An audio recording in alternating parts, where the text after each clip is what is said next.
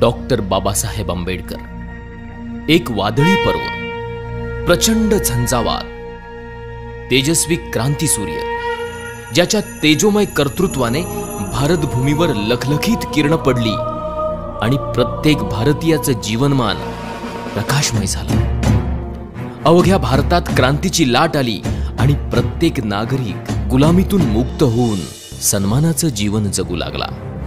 पण बाबासाहेब म्हणजे दलितांचे कैवारी, मागासवर्गीयांचे उद्धारकर्ते, आरक्षणाचे जनक, एवढीच अपुरी माहिती आपल्या सगळ्यांभोवती फिरते आहे। म्हणूनच या पलीकडे जाऊन या तेजोमय सूर्याचे व्यक्तिमत्व समस्त भारतीयांना कळावं म्हणून हा प्रपंच।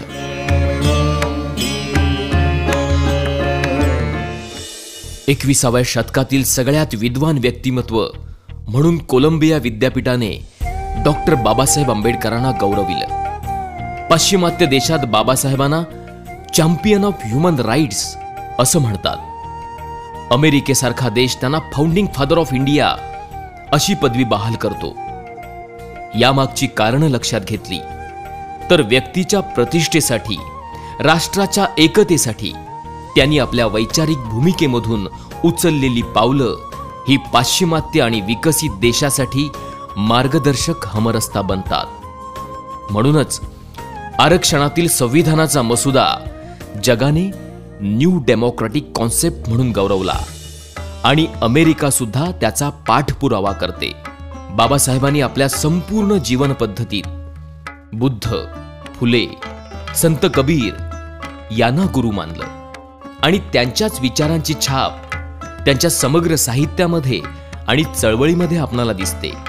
भारताच्या भूमी स्वातंत्र्याचा लढा प्रत्येकजण आपापल्या परीने लढतच होता, पण भारतीयांच्या स्वातंत्र्याचा लढा फुलेंच्या जीवन पद्धतीला आदर्श मानून बाबासाहेब लढत होते।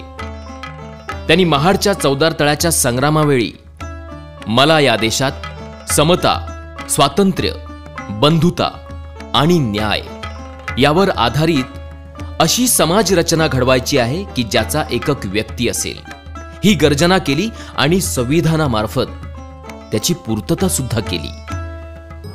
म्हणूनच डॉक्टर बाबासाहेब आंबेडकर फक्त मागासवर्गीय समूहाचेच नाहीत, तर प्रत्येक भारताच्या नागरिकाचे दीपस्तंभ ठरतात।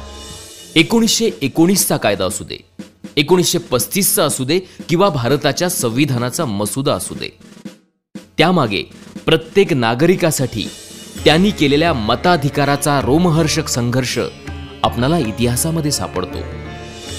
एक व्यक्ती एक मूल्य, मताचा अधिकार, स्त्रियांना सन्मान, मजुरांच्या कामाचे तास निर्धारित करणं, आर्थिक न्याय, पाणी प्रश्न, संस्थानांचे विलिनीकरण, अर्थशास्त्र अशा कितीतरी आघाड्यांवर बाबासाहेबांचं कार्य अधोरेखित होतं।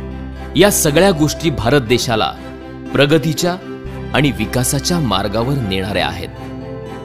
त्यांच्या समग्र चळवळीचा गाभा आपणाला भारताच्या संविधानाच्या प्रास्ताविकेत सापडतो।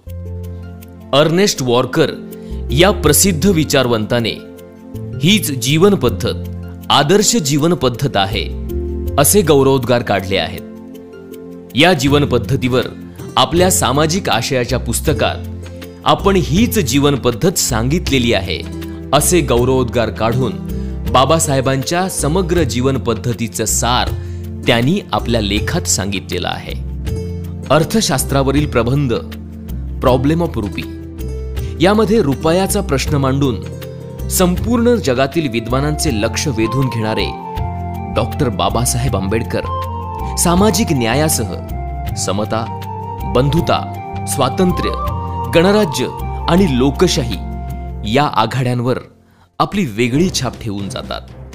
पाश्चिमात्य देशामध्ये लोकशाही पद्धत आहे, पण त्या जोडीला तथागत गौतम बुद्धांच्या काळातील गणराज्य पद्धत अंगीकारली तर व्यक्तीच्या सर्वांगीण विकासाची पद्धत गतिमान करू शकतो। त्यासाठी दर्जाची आणि संधीची समानता प्रत्येक नागरिकाला संविधानातर्फे ते बहाल करतात आणि याच गणराज्य पद्धतीमध्ये प्रत्येक नागरिक त्याच्या क्षमतेनुसार कनिष्ठ ते राष्ट्राच्या सर्वोच्च पदापर्यंत आपली पात्रता सिद्ध करून ते पद मिळवू शकतो। ही आदर्श गणराज्य पद्धत संविधानामधून गतिमान करतात। प्रत्येक नागरिकाचं जीवनमान उंचावण्यासाठी आरोग्य सुविधा, प्राथमिक शिक्षणाऐवजी तंत्र शिक्षण म्हणजेच टेक्निकल एज्युकेशन याची मागणी त्यांनी केली होती.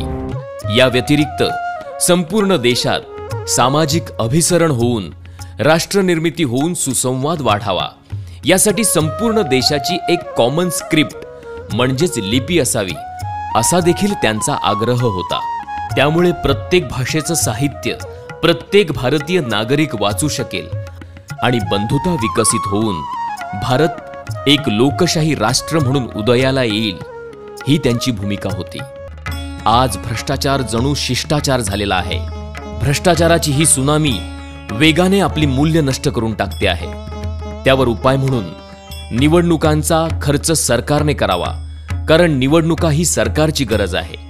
त्याचा खर्च सरकारने उचलला तर भ्रष्टाचाराला आळा बसेल आणि कंत्राटदार, काळा बाजार करणारे यांना निवडणूक लढवण्यास परवानगी देऊ नये ही भूमिका घेऊन त्यांनी आपले राष्ट्रीय दायित्व सिद्ध केले होते. प्रांतिक, धार्मिक, सांस्कृतिक अस्मितेच्या पलीकडे जाऊन राष्ट्रनिष्ठेला ठेच पोहोचवणाऱ्या या गोष्टींपेक्षा मी प्रथम भारतीय आहे आणि अंततः भारतीयच राहीन ही भूमिका सगळ्या भारतीय नागरिकांनी घ्यावी, तरच आपण ताकदवान राष्ट्र बनू शकतो याची ग्वाही देऊन राष्ट्रप्रेमाचा जाज्वल्य दाखला त्यांनी दिला होता. या व्यतिरिक्त कामगारांना मिळणाऱ्या प्राथमिक सुविधा, रोजगार बदली, कामगार राज्य विमा, कामाचे तास निर्धारित करणं, कामगारांना हक्कासाठी न्यायासाठी संघटनेची मान्यता, महागाई भत्ता, पगारी सुट्ट्या, आरोग्य विमा, कायदेशीर संप अधिकार, भविष्य निर्वाह निधी म्हणजेच प्रॉव्हिडंट फंड, कामगार कल्याण निधी, भारतीय सांख्यिकी कायदा, शेतकरी धोरण, जमीन धोरण, मध्यवर्ती विद्युत तांत्रिक समिती, हिराकूड धरण, दामोदर खोरे प्रकल्प, नद्या जोडणी प्रकल्प, भाकरा नानगल धरण, भारतीय रिझर्व्ह बँक, राज्य विभागणी आयोग, याशिवाय महिलांसाठी मालमत्तेचा अधिकार, घटस्फोटाचा अधिकार, प्रसूती पगारी रजा, महिला कामगार संरक्षण कायदा, हिंदू कोड बिल, वडिलांच्या संपत्तीमध्ये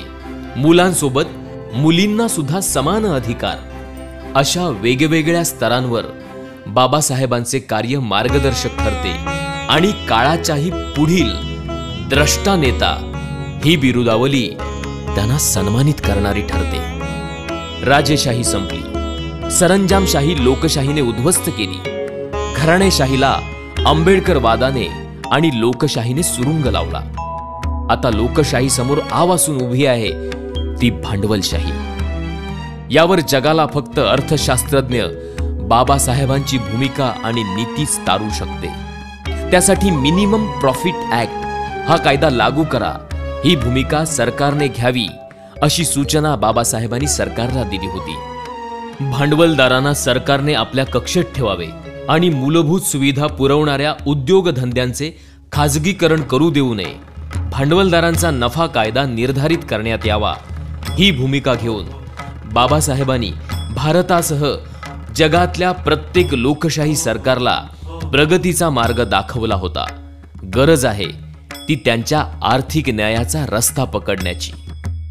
आपणाला आर्थिक समानता माहिती आहे, विषमता माहिती आहे, पण व्यक्तीच्या क्षमतेनुसार त्याच्या राजकीय न्यायासोबत आर्थिक आणि सामाजिक न्याय हा महत्वाचा निर्देश संविधान सभेच्या भाषणाच्या प्रसंगी ते करतात. 26 जानेवारी 1950 We are enter in contradiction life.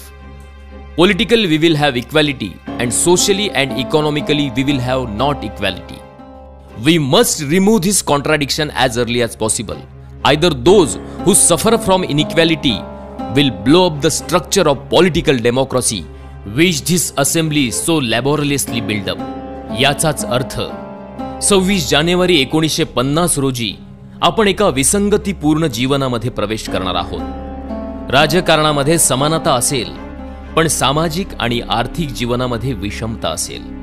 हा भेद शक्य तितक्या लवकरात लवकर आपणाला मिटवावा लागेल, नाहीतर असमानतेचे बळी ठरणारे लोक हा राजकीय लोकशाहीचा डोलारा उद्ध्वस्त केल्याशिवाय राहणार नाहीत. ही त्यांची पूर्वसूचना तंतोतंत खरी वाटते की काय, अशी परिस्थिती आज निर्माण होताना दिसत आहे.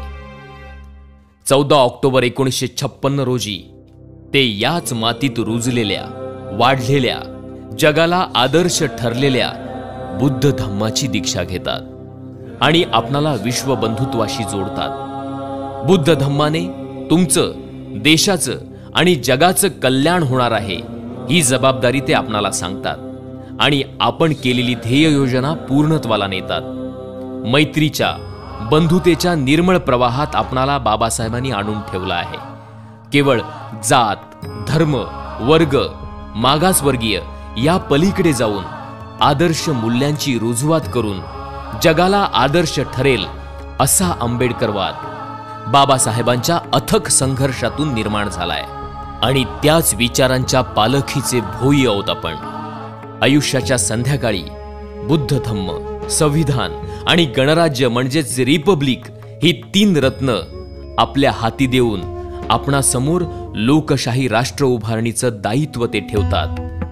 गरज आहे ती न कळलेले बाबासाहेब समजून घेण्याची, क्षितिजा पलीकडची त्यांची दृष्टी अभ्यासण्याची आणि या रत्नाची पारख करणारे रत्नपारखी होण्याची. तरच झाडापेक्षा मुळांनी खोलवर गेलेले बाबासाहेब आपणाला समजतील आणि त्यांच्या विचारांच्या छायेत प्रत्येक नागरिक विसावतील. जय भारत.